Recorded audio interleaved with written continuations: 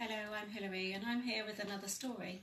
So if you're snuggled with your blanket or favourite toy, today's story's The Gruffalo's Child.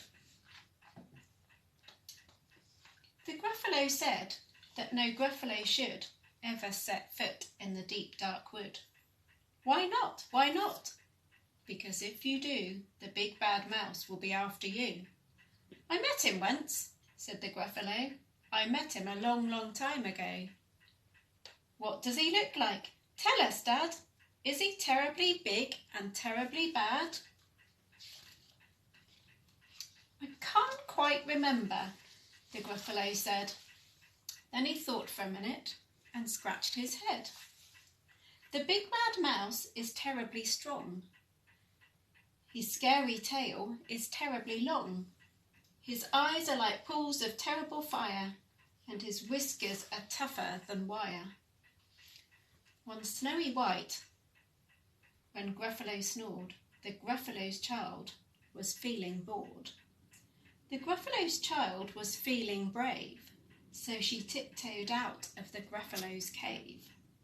The snow fell fast and the wind blew wild. In the wood went the Gruffalo's child.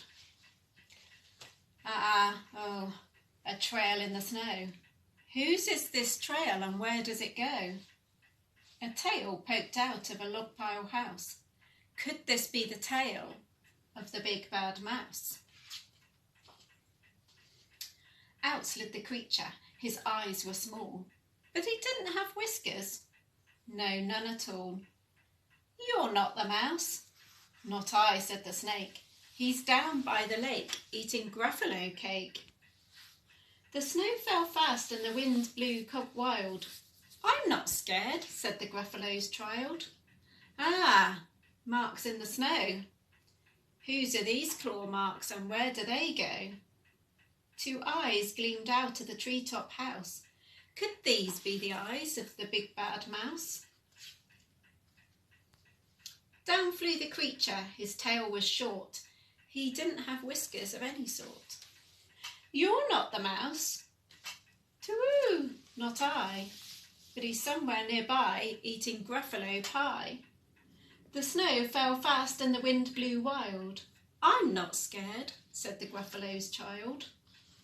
Oh, a track in the snow. Whose is this track and where does it go? Whiskers at last and an underground house. Could this be the home of the big bad mouse?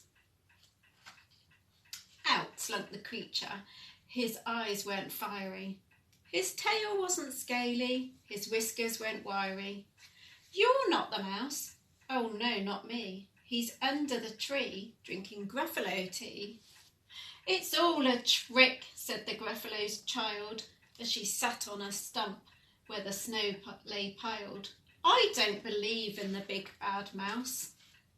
But here comes a little one out of his house. Not big, not bad, but a mouse at least. You'll taste good as a midnight feast. Wait, said the mouse, before you eat. There's a friend of mine that you ought to meet. Let me hop onto a hazel twig. I'll beckon my friend so bad and big. The Gruffalo's child unclenched her fist. The big bad mouse, so he does exist. The mouse hopped into the hazel tree and beckoned, then said, just wait and see. Out came the moon, it was bright and round.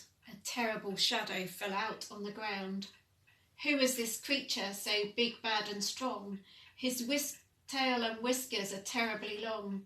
His ears are enormous and over his shoulder he carries a nut as big as a boulder. The big bad mouse, yelled the Gruffalo's child.